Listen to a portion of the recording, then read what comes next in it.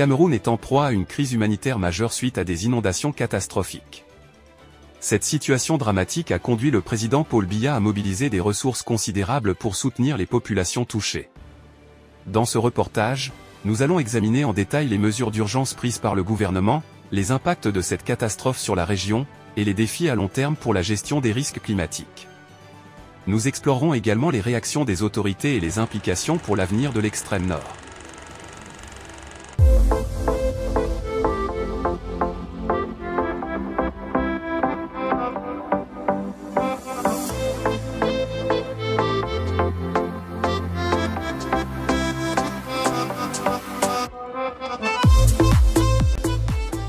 Les inondations dévastatrices qui ont frappé l'extrême nord ont causé des ravages étendus, affectant la vie de centaines de milliers de Camerounais.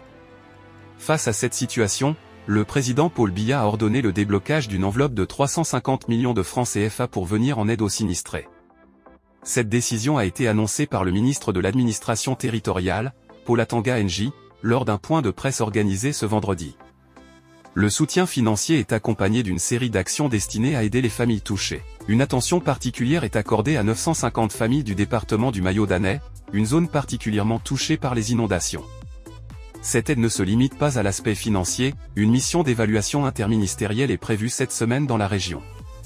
Ce déplacement sera soutenu par un convoi d'une cinquantaine de camions chargés de produits de première nécessité, symbolisant l'engagement direct du président Paul Biya à l'égard des victimes.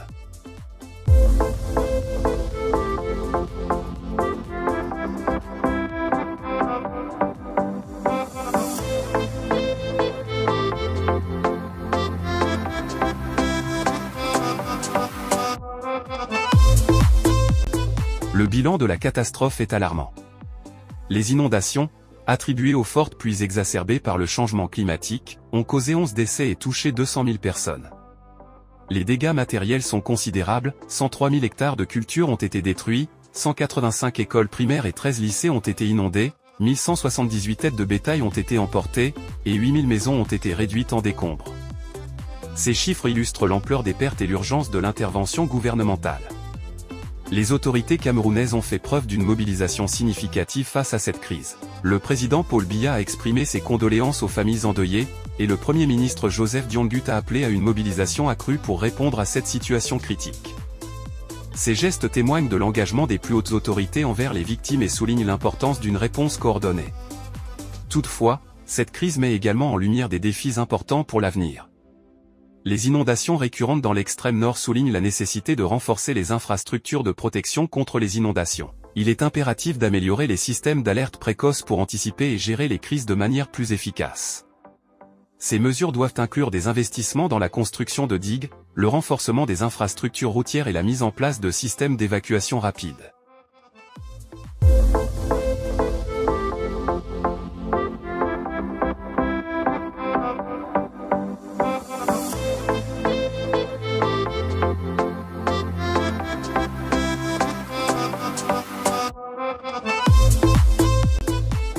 L'urbanisation de la région doit également être repensée pour intégrer des stratégies de prévention des inondations. Les plans d'urbanisation doivent tenir compte des risques climatiques et favoriser des pratiques de construction résilientes. La promotion d'une agriculture plus résistante au changement climatique est également cruciale pour réduire la vulnérabilité des communautés rurales. La gestion des catastrophes naturelles ne se limite pas à la réponse immédiate, elle nécessite également une planification à long terme. La création de zones d'urgence et le développement de programmes de sensibilisation aux risques climatiques peuvent aider à préparer les communautés à faire face aux crises futures. Les efforts doivent inclure la formation des responsables locaux, la sensibilisation des populations et le soutien à la recherche sur les risques climatiques. Les organisations non gouvernementales, ONG, jouent également un rôle vital dans la gestion des crises humanitaires. Leur expertise et leurs ressources peuvent compléter les efforts du gouvernement pour fournir une assistance rapide et efficace. La collaboration entre le gouvernement, les ONG et les partenaires internationaux est essentielle pour maximiser l'impact de l'aide.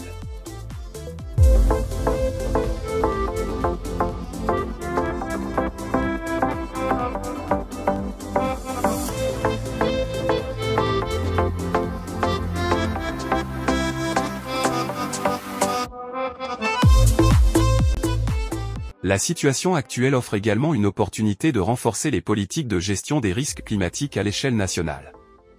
Des politiques intégrées qui abordent les questions de changement climatique, de gestion des catastrophes et de développement durable peuvent contribuer à une meilleure résilience face aux futures crises.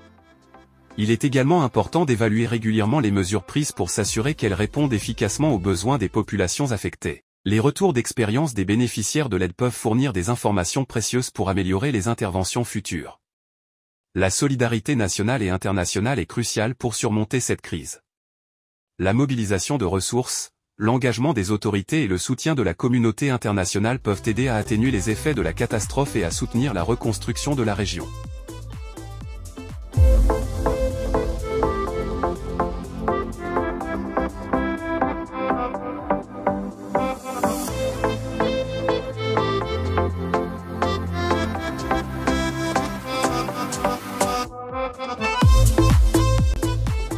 La réponse du président Paul Biya et des autorités camerounaises à la catastrophe dans l'extrême nord est un témoignage fort de leur engagement envers les victimes. Cependant, cette crise souligne l'importance de la gestion proactive des risques climatiques pour garantir la résilience des communautés face aux défis futurs. Nous encourageons nos auditeurs à réfléchir à ces enjeux et à participer au débat en laissant leurs commentaires. Abonnez-vous à notre chaîne Sitvie pour rester informé des actualités les plus importantes et poursuivre les développements sur cette crise et bien plus encore. Votre soutien est essentiel pour nous aider à vous offrir des reportages de qualité et à continuer à vous tenir informés des sujets qui comptent.